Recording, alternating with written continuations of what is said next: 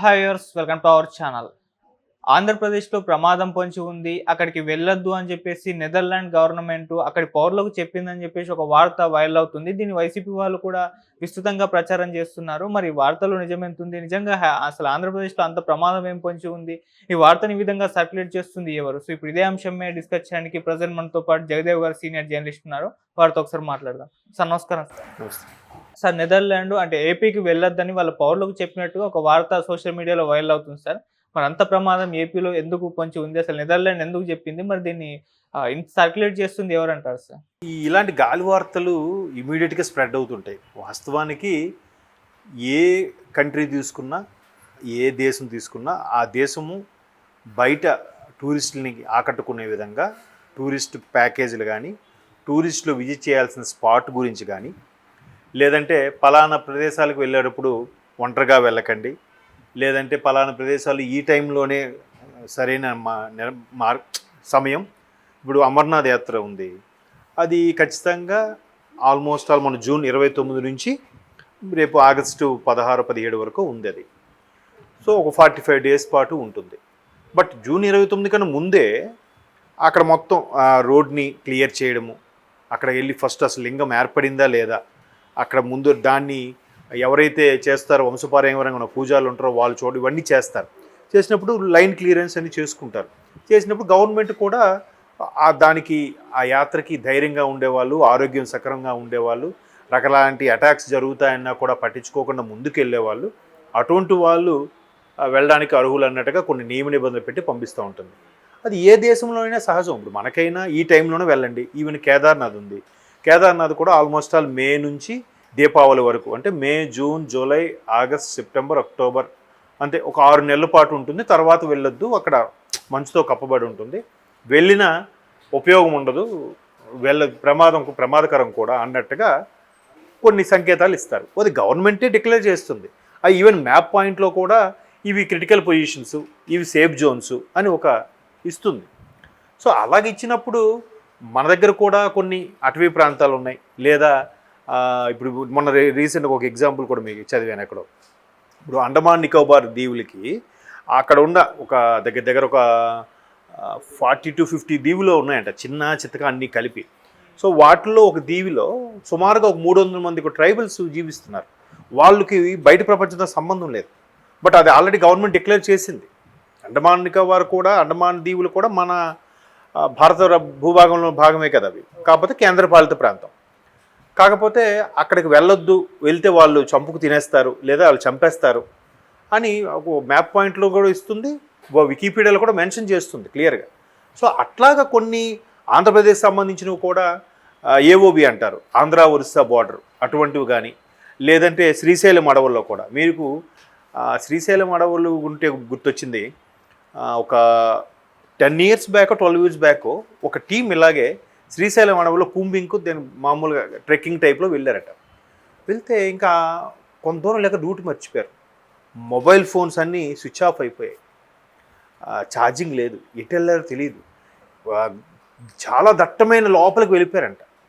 అటు పైగా ఏవి ఎయిర్లో వెళ్ళేవి కూడా ఏవి లేవు. సో చాలా ఇబ్బందులు పడి, నేను చదివిన ఆర్టికల్లో ఎలా ఉందంటే వాళ్ళ గురించి దగ్గర 14 మంది ఎంతమందో తప్పారంట. వాళ్ళు నానా కష్టాలు పడి ఏది పడితే తిని, ఏది పడితే తాగి, సుమారుగా ఒక 9 రోజులు 9 రోజుల తర్వాత ఒక సిగ్నల్ పాయింట్, ఒక చిన్న గ్రామం ఏదో కొనుక్కొని మొత్తానికి రాగలిగారు. ఈలోగా కొన్ని దగ్గరలో వాటర్ లేకపోతే, అంటే మరి నిజమా అతిశయోక్తిగా రాశారో తెలియదు కానీ, యూరిన్ పోసి క్లాత్లో పోసి పిండి దాన్నే వడగట్టి తాగాల్సిన పరిస్థితి కూడా వచ్చిందంట. అంత క్రిటికల్ అయిపోయింది వాళ్ళకి వాటర్ కూడా దొరక్క. సో బట్ ప్రాణాలు కాపాడుకోవాలి కాబట్టి, సో అది ధైర్యంతో మొత్తం చేశారు. అలాగే కొన్ని క్రిటికల్ పొజిషన్ ఉంటే వెళ్ళకూడదని మెన్షన్ చేస్తుంది. సో దాన్ని నెదర్లాండ్స్లో వాళ్ళు మెన్షన్ చేసేటప్పుడు ఖచ్చితంగా కాశ్మీర్ లాంటి ప్రాంతాల్లో కూడా కొంత మెన్షన్ చేస్తారు. ఇప్పుడు ఇంకా కొంచెం ఇండియా గవర్నమెంట్ వచ్చాక ఫ్రీ అయింది, కానీ ఇప్పుడు తాకిడి యాత్రికులు కూడా పెరిగారు కాశ్మీర్కి. లేకపోతే అంతకుముందు ఉండేవారు కదా, ఎందుకంటే ఎప్పుడు కర్ఫ్యూ విధించేవారో తెలియదు, ఎప్పుడే ఉండేదో కూడా తెలియదు. సో అటువంటి నేపథ్యంలో జాగ్రత్తగా వెళ్ళాలి, ఉండాలి, ఇక్కడ కొంచెం రిస్కీ ప్లేసెస్ అని మెన్షన్ చేసి ఉంటాయి. సో అట్లాంటివి మెన్షన్ చేసినప్పుడు అక్కడ నెదర్లాండ్స్ అంటే డచ్ వాళ్ళు అనుకుంటా, పుస్తకాల్లో రాసేవారు కదా. ఆ నెదర్లాండ్స్ వాళ్ళు కూడా వాళ్ళ పౌరులకి బాబు మీరు ఇక్కడికి వెళ్ళొచ్చు, ఇక్కడికి వెళ్ళకూడదు, ఇక్కడికి వెళ్తే బాగుంటుంది, అక్కడ ఉండే టూరిజం ప్యాకేజ్ కూడా చెప్తారు కదా. సో అట్లా చెప్పుంటారు. చెప్పినప్పుడు ఆంధ్రప్రదేశ్లో ఏఓబి ప్రాంతం కానీ లేదా శ్రీశైలం అడవుల్లో కొంత ప్రాంతం కానీ ఏమైనా మెన్షన్ చేస్తుండొచ్చు. దాన్ని ప్రభుత్వం అంటే గట్టిన వాళ్ళు ప్రభుత్వంకి ఏదైతే అభివృద్ధి కోసమో పెట్టుబడుల కోసమో ప్రస్తుత ప్రభుత్వం కూటమి ప్రభుత్వం ఎంత ప్రయత్నం చేస్తుంది, ఈ ప్రయత్నాన్ని తిప్పికొట్టాలి, ఆంధ్రప్రదేశ్ని బదనాం చేయాలనే ఉద్దేశంతో కొంతమంది పని కట్టుకొని ఈ విధంగా బ్యాడ్ ప్రోపగాండా చేస్తున్నారు. ఆ బ్యాడ్ ప్రోపగాండా చేయడం వల్ల ఏమవుతుందంటే ఆంధ్రప్రదేశ్కి వెళ్ళకూడదు, రిస్కీ ఓదే అది ఊరికి జనరల్గా నిజం పెదవి దాటేలోపు అబద్ధం ఊరు దాటేస్తుందంట. సో ఈ బ్యాడ్ న్యూస్ అని బయటకు వెళ్ళిపోయే ఉండే ఛాన్సెస్ ఉన్నాయి. కాబట్టి ఇది ఖచ్చితంగా ప్రస్తుత కూటమి ప్రభుత్వానికి బ్యాడ్గా చేయాలంటే ఇంకేముంది, ఖచ్చితంగా ప్రతిపక్ష హోదా లేని ఒక ప్రతిపక్షం ఉంది వైసీపీ. సో వాళ్ళే చేస్తున్నారేమో అని ఒక అనుమానం. దానికి కొన్ని కోట్లు ఖర్చు పెట్టి కూడా పబ్లిసిటీ చేస్తున్నారన్నట్టు కూడా వార్తలు వినిపిస్తున్నాయి. మరీ అంత ఖర్చు పెట్టి రాష్ట్రాన్ని బదనాం చేస్తారని అయితే నేను అనుకోను. ఎందుకంటే ఇవాళ కాకపోతే రేపొద్దున మేము మళ్ళీ వస్తామని అంటున్నారు కదా, మళ్ళీ వచ్చినప్పుడు ఇట్లా బదనాం చేస్తే అప్పుడు ఎలా అయితే అఫ్కోర్స్ అలా కూడా అయిండొచ్చు. వాళ్ళు మళ్ళీ రావడం కోసం లేదా ప్రస్తుత ప్రభుత్వాన్ని బదనాం చేయడం కోసం రాజకీయాల్లో దేనికైనా సాధ్యమే, ఎంతకైనా తెగిస్తారని కూడా మనం చూస్తుంటాం సినిమాల్లో వాటిలో.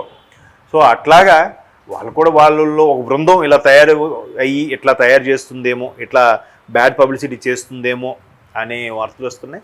బట్ అందులో పూర్తి జనాలు కూడా అంత త్వరగా నమ్మారండి. వాళ్ళకి తెలుసు బాగా ట్రావెల్ చేయాలనుకున్నాడు, ఇక్కడికి వెళ్తే ఏంటి రిస్క్, అక్కడికి వెళ్తే ఏంటి రిస్క్, లేదా లాస్ట్ టైం నేను వెళ్ళాను బాగానే ఉంది, అది ఫేక్ న్యూస్ అట్లా అనేస్తూ ఉంటారు. రెగ్యులర్గా ప్రపంచ యాత్రికులుగా తిరిగే వాళ్ళు ఉంటే వాళ్ళు క్లియర్గా చెప్తారు, బాబు వేస్ట్, అదేం కాదులే బాగానే ఉంటుందని. ఇప్పుడు బెస్ట్ ఎగ్జాంపుల్ చెప్తాను. గోవా జనరల్గా చాలామంది వెళ్తుంటారు సరదాగా ఎంజాయ్ చేయడానికి. సో నా ఓన్ ఎక్స్పీరియన్స్ నేను ఫస్ట్ టైం గోవా వెళ్ళక ముందు కూడా చాలామంది చెప్పిందంటే గోవాలో చాలా రిస్క్గా ఉంటుంది, డ్రగ్స్ అవి ఎక్కువ యూజ్ చేస్తారు, ఒక్కోసారి పక్క వాళ్ళు యూజ్ చేస్తే పక్క రూమ్లో మనం ఉంటే మన రూమ్లో పడేసి వెళ్ళిపోతారు, పోలీసులకు అవి తెలియదు, అలాంటివి జరిగిన మిస్యూజ్ అవుతుంటాయి, చాలా ఇదవుతున్నాయి, అనవసరంగా అమాయకులు బలైపోతుంటారు, పైగా ప్రాస్టిట్యూషన్ కూడా ఎక్కువ ఉంటుంది, ఇవి రకరకాలు చెప్పారు. తీరా అక్కడికి వెళ్ళి చూసాక అంత ఇదిగా ఏమీ అనిపించలే. జనరల్గా ప్రతి దగ్గర గుడ్డు ఉంటుంది, బ్యాడ్ ఉంటుంది. బట్ బ్యాడ్ తెర వెనక ఎక్కడో నడుస్తూ ఉంటుంది. దానికి కొన్ని ఛానల్స్ ద్వారా వెళ్ళి బాగా పెద్ద పెద్ద నెట్వర్క్ వాళ్ళతో వెళ్ళి చేస్తే అవుతుందేమో తప్ప సామాన్యులకి అతగైతే ఏమి ఉండదు. నేను అలాగనే అనుకుంటున్నాను. మరి అలాంటివి ఇక్కడ అయితే ఉన్నాయో, ఏవైతే అటువంటి స్పాట్స్ ఉన్నాయో ప్రతి గవర్నమెంటు వాళ్ళు సొంతంగా డిక్లేర్ చేస్తారు, వేరే గవర్నమెంట్లు కూడా చెప్తూ ఉంటారు పలానా కంట్రీకి వెళ్ళకండి, ఇప్పుడు కొన్ని సిరియా ఏవో ఉన్నాయి అటువైపు వెళ్తే మంచిది కాదు, చాలా ఇబ్బంది. ఇంకో కంట్రీ కూడా నేను ఏదో విన్నాను, అక్కడ పబ్లిక్గా మనం ఏదిన్నా ఇప్పుడు ఇలా వాచ్ కట్టుకెళ్ళినా కూడా లాక్కొని డైరెక్ట్గా వచ్చి కత్తో గన్నో చూపిస్తాడంట, ఇచ్చేయాల్సిందే, ఇవ్వకపోతే కొట్టేస్తారంట, ఒక్కోసారి ఇచ్చినా కొడతా ఉంటారట. అట్లా నేను ఇద్దరు మిత్రులు చెప్పినప్పుడు కూడా విన్నాను. సో అటువంటి కంట్రీస్ ఉన్నాయి కాబట్టి వాళ్ళ పౌరులు ఆ కంట్రీస్కి వెళ్ళొద్దు అని ఓపెన్గానే హెచ్చరిక చేస్తుంటారు. ఇప్పుడు మొన్న రష్యాకి ఏంటది స్పెయినే కదా యుద్ధం జరిగినప్పుడు కూడా చాలా అన్ని ప్రపంచ దేశాలు ఏం చెప్పాయి, ఇటువంటి పరిస్థితుల్లో ఉక్రెయిన్కి వాళ్ళకి రష్యాకి జరిగినప్పుడు ఉక్రెయిన్ ఎవరు వెళ్ళొద్దు, చాలామంది మెడికల్ కోర్సులు చేయడానికి కూడా ఉక్రెయిన్ వెళ్తుంటారు, తక్కువ ఖర్చుతో అక్కడ జరుగుతుంటాయి పీజీ కోర్సు అని.